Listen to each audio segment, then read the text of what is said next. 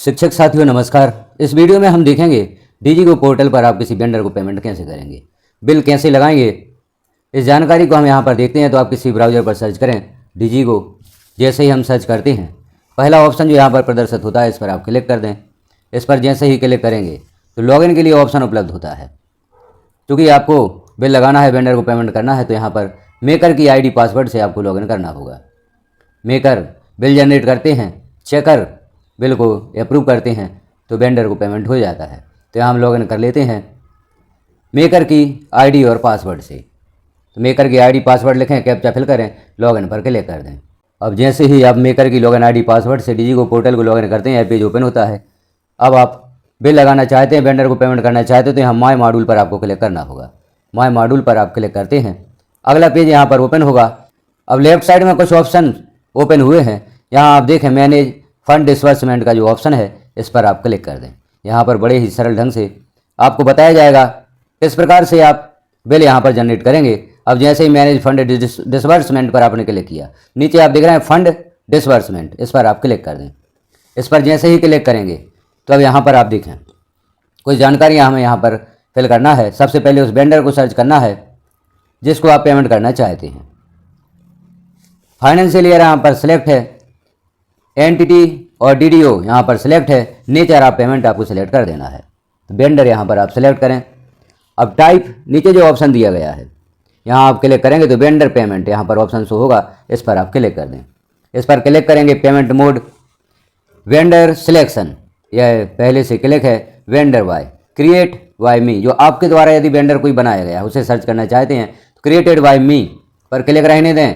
और यदि आप किसी भी प्रकार के वेंडर को सर्च करना चाहते हैं जो किसी के द्वारा भी बनाया गया हो डीजीगो पोर्टल पर, वह वेंडर पहले से है तो ऑल पर क्लिक कर दें।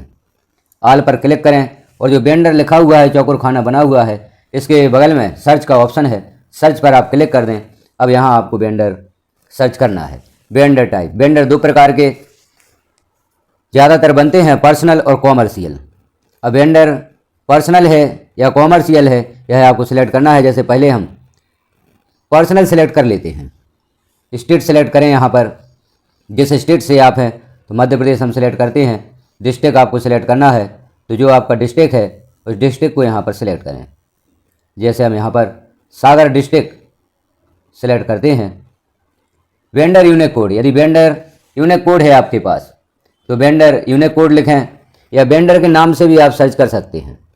वेंडर का नाम हम यहाँ पर लिखते हैं, जिस नाम से भी वेंडर बना हुआ है उस नाम को आपको लिखना होगा। और यदि वेंडर का अकाउंट नंबर भी आपके पास है, क्योंकि यदि आप अकाउंट नंबर से वेंडर को सर्च करते हैं तो यहाँ पर वेंडर को सर्च करना आसान होता है। तो हम लिख देते हैं वेंडर का बैंक अकाउंट यदि आपके पास वर्तमान में उपलब्ध है तो, अन्यथा आप वेंडर नेम से भी इसे सर्च कर सकते हैं। क्योंकि हमारे पास अकाउंट नंबर भी है, बैंक अकाउंट नंबर है, तो उसे हम लिखते हैं।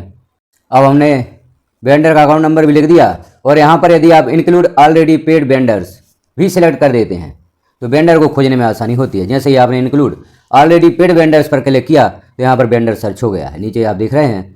और यदि इस प्रकार सर्च नहीं होता तो आप सर्च पर क्लिक कर दें तो वेंडर सर्च हो जाता है। क्योंकि इस वेंडर को हम पेमेंट करना चाहते हैं, वेंडर नीचे शो हुआ है, जो चेक बॉक्स है वेंडर के सामने, इस पर आप क्लिक कर दें। अब यहाँ आप देखें वेंडर नेम है, वेंडर टाइप है, वेंडर यूनिक कोड है, बैंक नेम, अकाउंट नंबर दिया है और नेम एज पर बैंक जो वेंडर का है वह शो हुआ है।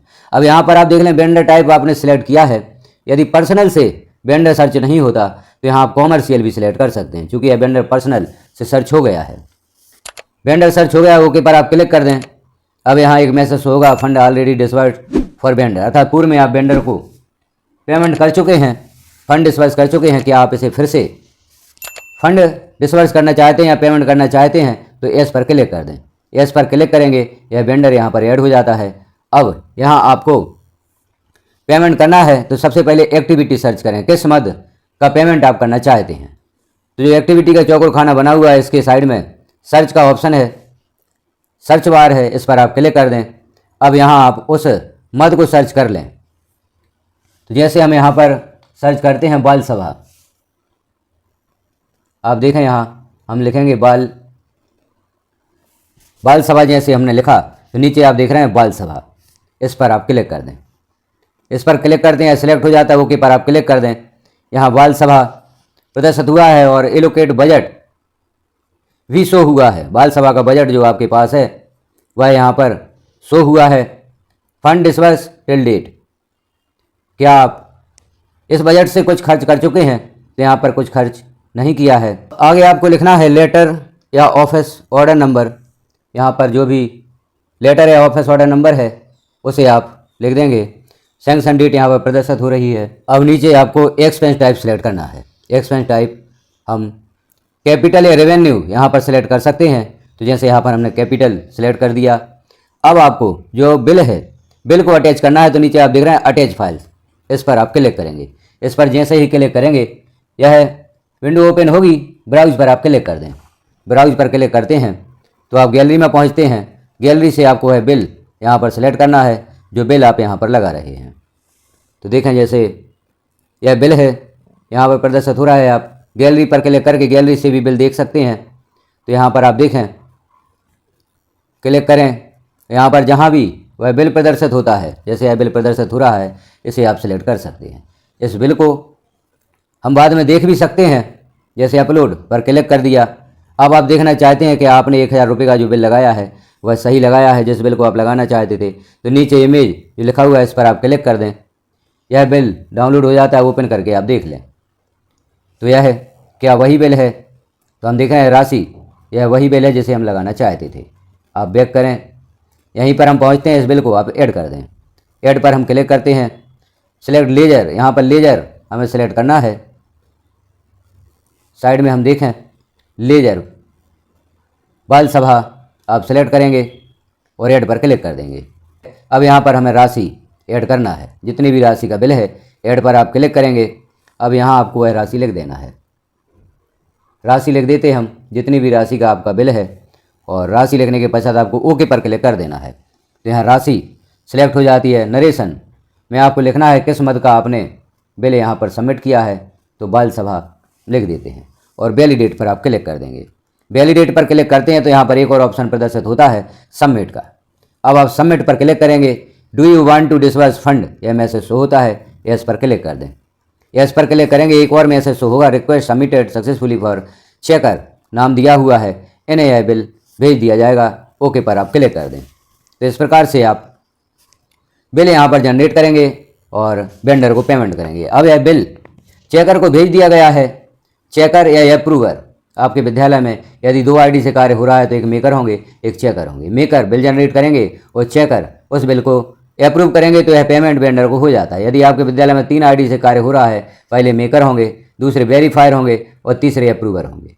मेकर बिल जनरेट करेंगे, वेरीफायर उस बिल को वेरीफाई करेंगे और अप्रूवर बिल को अप्रूव कर देंगे, तो पेमेंट वेंडर को पहुंच जाता है। तो यह प्रक्रिया होगी बिल जनरेट करने की या यहाँ पर पेमेंट मेकर द्वारा वेंडर को करने की। तो आप भी इस प्रक्रिया के द्वारा यदि पेमेंट करना चाहते हैं डिजिगो के माध्यम से तो कर सकते हैं।